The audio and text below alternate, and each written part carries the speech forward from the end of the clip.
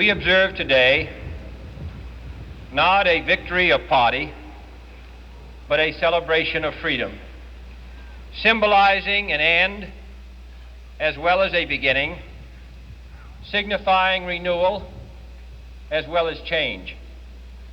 For I have sworn before you and Almighty God the same solemn oath our forebears prescribed nearly a century and 3/4 ago.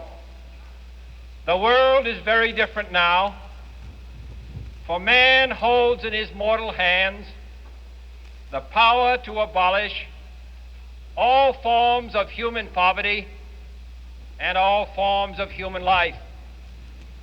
And yet the same revolutionary beliefs for which our forebears fought are still at issue around the globe.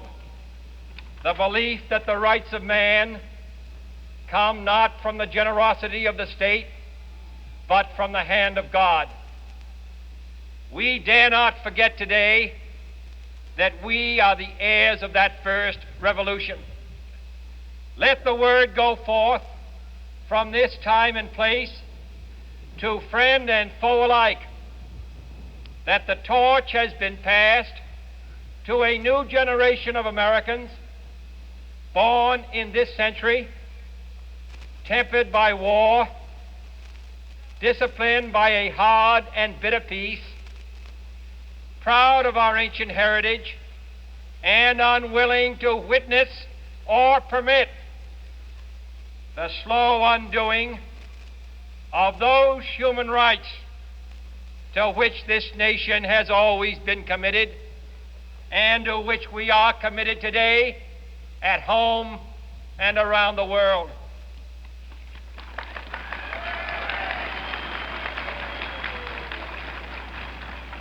Let every nation know, whether it wishes us well or ill, that we shall pay any price, bear any burden, meet any hardship, support any friend, oppose any foe to assure the survival and the success of liberty.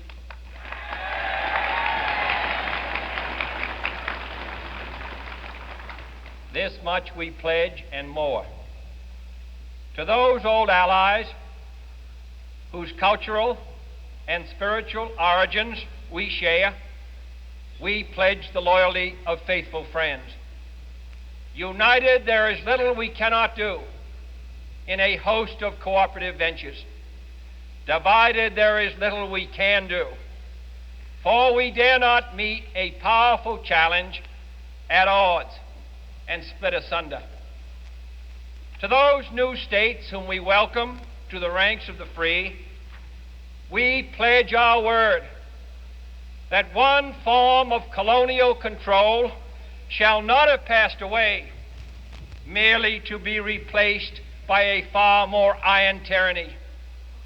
We shall not always expect to find them supporting our view, but we shall always hope to find them strongly supporting their own freedom, and to remember that in the past, those who foolishly sought power by riding the back of the tiger ended up inside.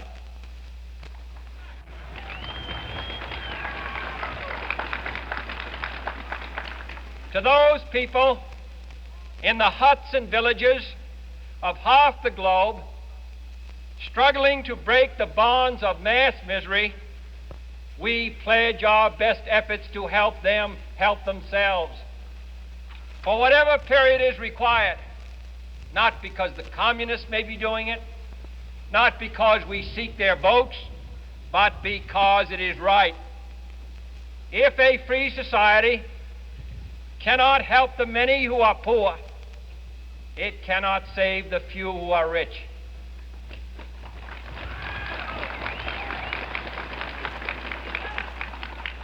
To our sister republics south of our border, we offer a special pledge to convert our good words into good deeds. In a new alliance for progress, to assist free men and free governments in casting off the chains of poverty. But this peaceful revolution of hope cannot become the prey of hostile powers.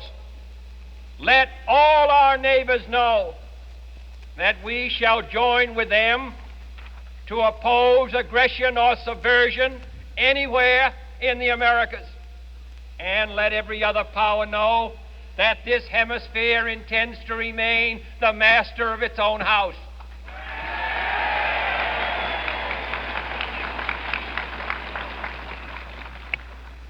To that World Assembly of Sovereign States, the United Nations, our last best hope, in an age where the instruments of war have far outpaced the instruments of peace, we renew our pledge of support to prevent it from becoming merely a forum for invective, to strengthen its shield of the new and the weak, and to enlarge the area in which its writ may run. Finally, to those nations who would make themselves our adversary, we offer not a pledge, but a request that both sides begin anew the quest for peace. Before the dark powers of destruction, unleashed by science, engulf all humanity in planned or accidental self-destruction, we dare not tempt them with weakness, for only when our arms are sufficient beyond doubt can we be certain beyond doubt that they will never be employed. But neither can two great and powerful groups of nations take comfort from our present course, both sides overburdened by the cost of modern weapons, both rightly alarmed by the steady spread of the deadly atom, yet both racing to alter that uncertain balance of terror that stays the hand of mankind's final war. So let us begin anew, remembering on both sides that civility is not a sign of weakness, and sincerity is always subject to proof. Let us never negotiate out of fear, but let us never fear to negotiate.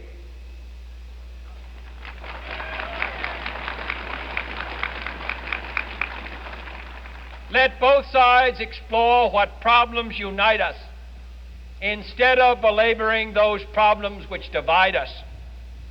Let both sides, for the first time, formulate serious and precise proposals for the inspection and control of arms, and bring the absolute power to destroy other nations under the absolute control of all nations.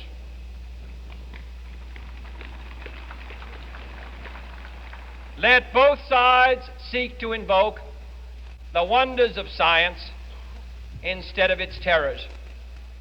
Together, let us explore the stars, conquer the deserts, eradicate disease, tap the ocean depths, and encourage the arts and commerce.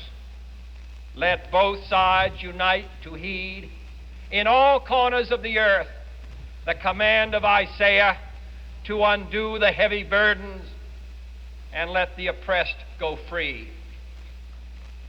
And if a beachhead of cooperation may push back the jungle of suspicion, let both sides join in creating a new endeavor, not a new balance of power, but a new world of law, where the strong are just and the weak secure and the peace preserved.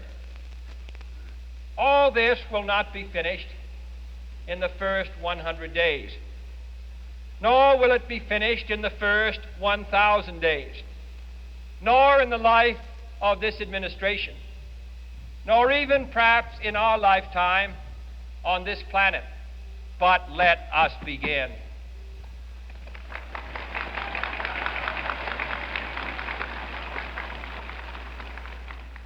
In your hands, my fellow citizens, more than mine, will rest the final success or failure of our course. Since this country was founded, each generation of Americans has been summoned to give testimony to its national loyalty. The graves of young Americans who answered the call to service surround the globe. Now the trumpet summons us again, not as a call to bear arms,